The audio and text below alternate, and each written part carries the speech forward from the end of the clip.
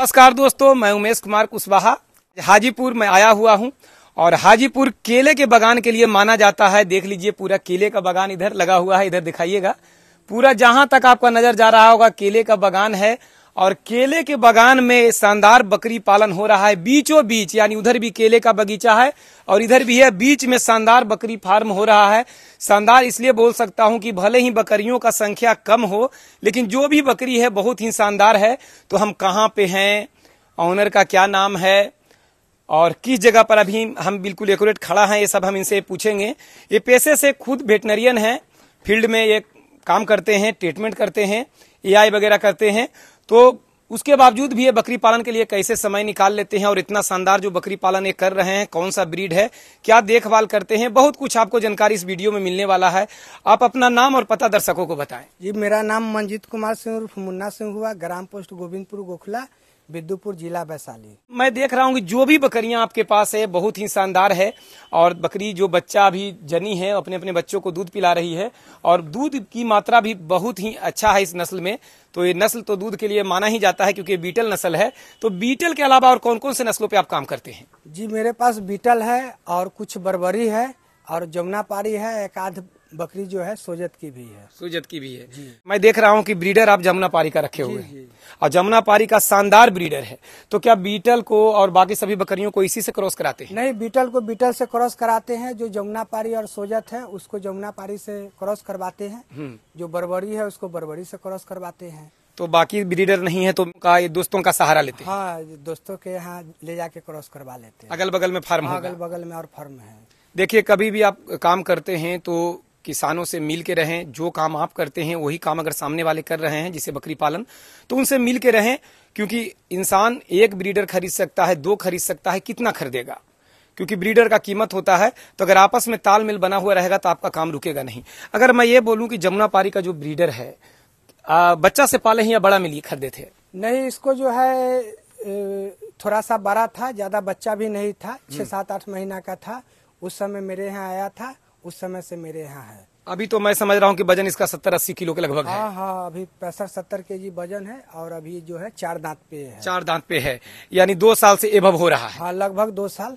हम इसको 35,000 में खरीदे थे। 35,000 में खरीदे थे, लेकिन अभी अगर इसको कोई खरीदे तो हमें लगता है 50 से प्लस या 50 से ऊपर जाएगा ये। हाँ, ऐसे तो इसका दाम ज्यादा है, लेकिन जो लोग यहाँ पर नहीं इसको समझ पाते हैं उन लोग इसका दाम जो है सही नहीं लगा पाते। तो जो मैं 50 बोला तो क्या मैं कम बोल दिया या ज्यादा बोल दिया? नहीं, आपका आइडिया ठीक है, यहाँ तक कम ही है। तो कहने का मतलब यह है कि ब्रीडर में पैसे लग जाते हैं।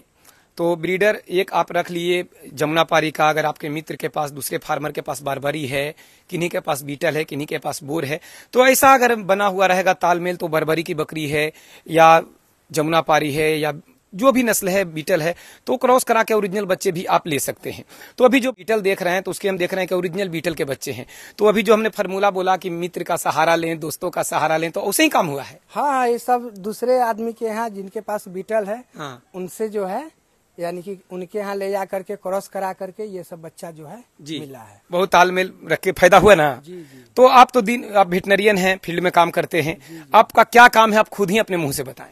जैसे बकरी है तो इसको तो सुबह शाम खाना खिलाना ही पड़ेगा। वो तो ठीक है। फील्ड में आप क्या करते हैं? फील्ड में जो हम गाय भैंसी का इलाज करते हैं, उसके बाद कृत्रिम गर्भाधान करते हैं और जो काम मिल गया वो काम करते रहते हैं। ट्रीटमेंट और कृत्रिम गर्भाधान ये काम हम करते हैं। ये पूछने के पीछे ये रीजन था कि जब आप इतना व्यस्त पर्सन हैं और अब जानकार हैं, इसमें दो मत तो नहीं है, क्योंकि जानकार हैं तभी इतनी बकरियों में आपका चमक है, बकरी स्वस्थ है। तो पूछने का मतलब है कि इतना बिजी पर्सन रहते हुए बकरी पालन आदमी तब करता है जब उसके पास समय हो, खिलाने का टाइमिंग, सफाई का टाइमिंग सब लेके चलना होता है और जल्दी इंसान को बाहर निकलने का समय नहीं मिलता। जैसे मैं ही बाहर निकलता हूं तो मेरी वाइफ पूरा सपोर्ट मेरा करती है, मेरी पत्नी पूरे फार्म को संभाल लेती है, मेरे कंधे से कंधे मिला के चलती है।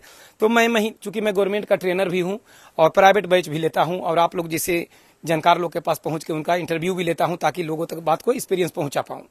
तो मेरी पत्नी संभाल लेती है। आपका क्या ये राज है जो आपके पीछे में इतना सफाई हो जाना, घर के लोग सपोर्ट करते हैं या खुद आप टाइम निकालते हैं?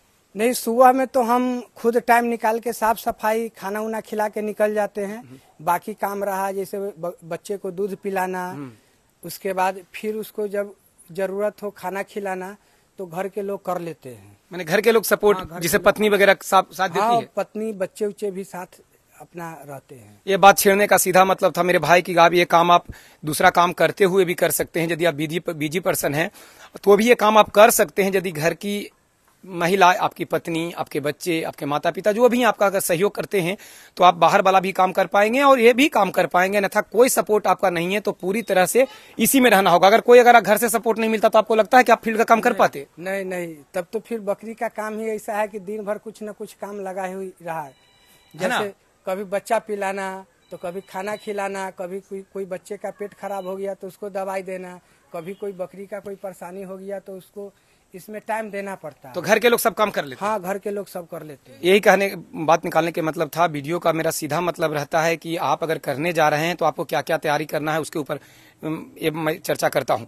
तो ये इतना जो बकरियां स्वस्थ है, इसके डाइट में आप क्या क्या, डाइट पर सीधे आएंगे क्योंकि सर्दियों का मौसम है, तो डाइट में आप क्या व्यवस्था इसके लिए रखते हैं? जैसे खाने की बात रहा तो दलहनी भूसा खिलाते हैं, साथ में जो है गेहूं और मकई का दर्रा खिलाते हैं। गेहूं मक्का का दर्रा देते हैं, दलहनी चारा खिलाते हैं ताकि प्रोटीन मिल गया और इससे अनाज से कार्बोहाइड्रेट मिल गया। हरा चारा के लिए क्या व्यवस्था है? हरा चारा का जो है अभी ठंडा के मौसम में जो है कोई हरा चारा का व्यवस्था नहीं है। आपका तो पूरा खेत का एरिया है। खेत का एरिया है, लेकिन उतना हमारे पास टाइम नहीं है कि इसको हरा चारा, ऐसे केला के पत्ता भी खिला सकते थे, जब टाइम रहता है तो खिलाते हैं।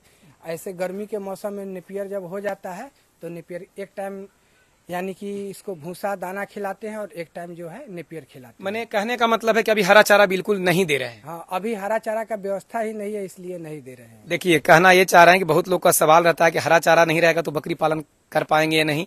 थोड़ा सा महंगा पड़ सकता है क्योंकि सूखे चारे का कीमत हो जाता है, जो कि भाई पहले से स्टोर करके रखे हैं।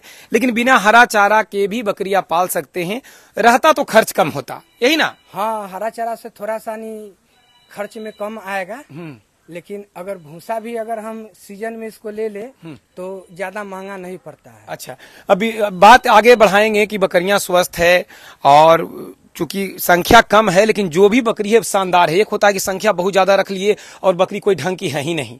तो अभी टोटल संख्या कितना है आपके पास? अभी टोटल मेरे पास 20 है, बच्चा और बकरी मिला करके 20 है। और हम ज्यादा कभी नहीं रखते हैं, बकरी तो बहुत दिनों से रखते हैं लेकिन ज्यादा संख्या में नहीं रखते हैं, इतना ही रखते हैं जितना को हम संभाल पाए। इससे ज्यादा होता है तो फिर क्या करते हैं? फिर बेच देते हैं। जैसे अभी जो बच्चे मेरे पास है ये सब 3-4 महीना क्या हो जाएगा, तैयार हो जाएगा, इसको बेच लेंगे। टीका लगा के बेचते हैं या विदाउट टीका? नहीं, टीका लगा देते हैं। अगर टीका मेरे यहाँ अगर उतना दिन तक रह गया, कोई किसान अगर चाहे कि हमको 2 ही महीना में दे दीजिए, जबरदस्ती कर दिए, तो फिर तो टीका नहीं दे पाते हैं। लेकिन अगर 3 महीना से ज्यादा हुआ तो उसको हम टीका एकदम 100% लगा लेते हैं। जी, टीकाकरण बहुत जरूरी है। खुद ये डॉक्टर हैं, वेटनरियन हैं, इनसे हम विशेष रूप से पूछेंगे। थोड़ा सा इधर आइए ताकि फ्रेम में हम लोग रहें।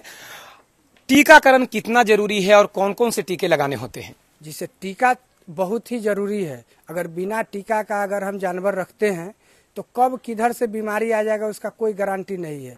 टीका जैसे कि हम लोग पीपीआर लगा देते हैं, तो पीपीआर तो जानते हैं कि एक बार लगा दिए तो 3 साल तक लगाने की जरूरत है नहीं जी। फिर ईटी का अगर हो गया तो ईटी हम लोग हर 6-6 महीना पर लगाते रहते हैं। बाकी हम लोग जो है FMD, HSV ये सब टीका नहीं लगाते हैं। 2 टीका हम लगाते हैं। FMDA इसलिए नहीं लगाते हैं, लगा देना चाहिए, और इनका न लगाने के बावजूद भी बकरियां स्वस्थ है। 2 कारण, एक तो संख्या ज्यादा नहीं रखते, पहली बात।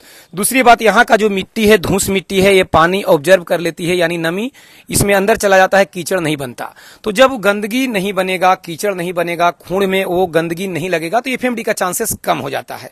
यहाँ जो मिट्टी है तो बारिश होता होगा, पानी तुरंत सूख जाता है। बारिश होता है, पानी सूख जाता है। तो बस यही एक कारण है कि FMD का चांसेस कम है। वैसे किसानों को लगा देना चाहिए, और चूंकि ये डॉक्टर हैं तो ये संभाल लेंगे, इसलिए ऐसा करते हैं और घनत्व भी कम रखते हैं। लेकिन आप किसान बंधु टीकाकरण जरूर करें। जिनके यहाँ काली मिट्टी है, चिकनी मिट्टी है, वो तो बरसात से पहले FMD का टीका जरूर लगा लिया करें। बात सही है ना? बात सही है। जैसे ज्यादा संख्या में अगर बकरी है ना तो बीमारी होने का चांसेस ज्यादा रहता है। अगर कम संख्या में बकरी है तो उतना बीमारी होने का चांस ज्यादा नहीं होता। फिर भी सावधानी बरतना चाहिए, है ना? वैक्सीन जो है हर वैक्सीन टाइम से लगाना चाहिए। चाहे खाना में कुछ कंपाई कर दीजिए, लेकिन वैक्सीन में कोई कंपाई नहीं कीजिए। अब वैक्सीन कोई ज्यादा महंगा भी नहीं पड़ता है। जी। 1 दिन का खाने के दाम में वैक्सीन हो जाएगा। जी बिल्कुल, 1 दिन खाने के, पूरे परिवार के खाने के टाइम में सालों भर का टोटल वैक्सीन हो जाएगा। टोटल वैक्सीन हो जाएगा। हाँ, तो अब वीडियो ज्यादा लंबा नहीं करूंगा, इसके पीछे कारण है कि डॉक्टर साहब को भी फील्ड में निकलना है और मुझे भी जाने हैं, और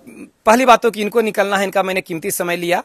और सीधी बात यहाँ ये समझ लीजिए कि बकरी पालन, इस वीडियो से ये संदेश जाता है कि आप बहुत ज्यादा बकरियों का संख्या रख लेते हैं और फिर उन्हें का डाइट पूरा नहीं कर पाते, खिला नहीं पाते हैं, उतना आपके पास बजट धीरे धीरे कमने लगता है, क्योंकि कमाई बहुत देर से आता है, बकरी बच्चा देगी, उसके बाद बिकेगा, तो समय लग जाता है इनका माने में, और तब तक आपका जो बैलेंस है वो खत्म हो चुका होता है, आपका हिम्मत टूट जाता है। तो जानवर कम रखें। मैं कहता हूं कि जो 100 जानवर से कमाएंगे उतना ही 25 जानवर से कमाएंगे, क्योंकि जानवर कम रखेंगे तो उसको भरपेट खिला पाएंगे, तो उसके बच्चे बचेंगे, क्योंकि माँ को दूध होगा तो बच्चे बचेंगे, और माँ को दूध होगा जब वो पूरा रूप से खाएगी।